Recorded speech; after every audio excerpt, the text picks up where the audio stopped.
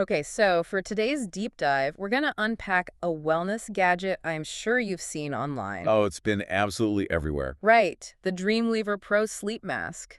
It's all over social media. And the claims are huge. We're talking about curing insomnia in under a week. 50 million ad views. And it costs $150. For a sleep mask, they're also throwing around the term medical grade technology. Exactly. And that's the hook.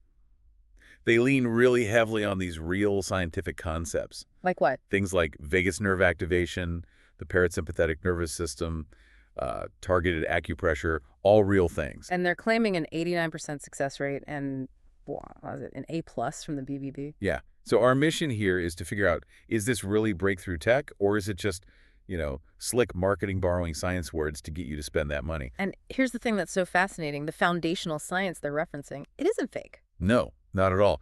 Acupressure for sleep quality is a legitimate field of study. There are dozens of trials, Yeah, we looked it up. We found 32 different randomized controlled trials that confirm manual acupressure can actually help you sleep better. which on the surface sounds great for them, right? It sounds like they're really onto something, but But here is the catch. And for you listening, this is the most crucial part of this whole thing. the details always matter. They do. Those successful studies, they all use firm, sustained, manual pressure. What does that actually mean in real terms? We're talking 3 to 5 kilograms of applied force, Wait, 3 to 5 kilos?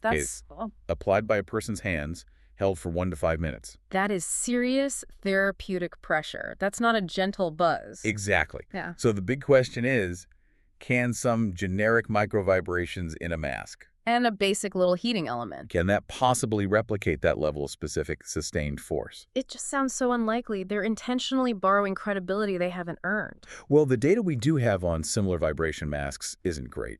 Research on one showed a modest 3% improvement in sleep duration. 3%, what is that, like 5 minutes? It's about 11 extra minutes a night, based on objective tracking. 11 minutes for $150. And the DreamWeaver Pro, it cites 0 clinical trials for its specific device. 0. Okay, so if the product fails the scientific integrity test, what about the company behind it? Let's talk transparency. Right. This is where the story shifts dramatically. The company's name is Nubile, Nubile. and they have almost no corporate visibility. We could only find one-star review on Trustpilot. Oof. What did it say? The usual. Product didn't match the description, and then the company completely ghosted them on the refund. Not a great look. And that advertised BBBA plus rating. It's completely false. You're kidding me. Not at all. We searched the Better Business Bureau database.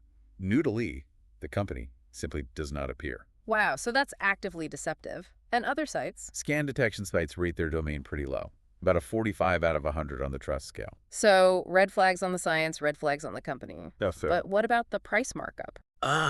And this is the part that will genuinely shock you.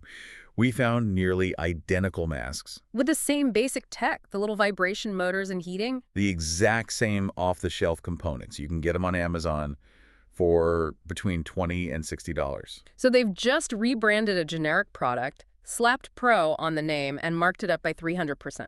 That's the playbook. So let's just synthesize this for everyone listening. The DreamWeaver Pro it's a perfect case study. It is. It's a case study in how to weaponize genuine scientific research to market a non-medical grade product. All while hiding behind a non-existent company and an unjustifiable price tag. Exactly. So if we connect this to the bigger picture, the lesson for you is learning to spot that crucial gap, right? Yes, the gap between marketing that cites legitimate science and a product that actually implements that science at a therapeutic level. So the next time you see a breakthrough wellness gadget, Pause. Don't just ask if the science is real. Ask a much better question. Ask if the device's mechanism of action, the physical thing it's actually doing, is achieving the specific force or concentration required by the very research it's citing. That's the key difference you need to spot.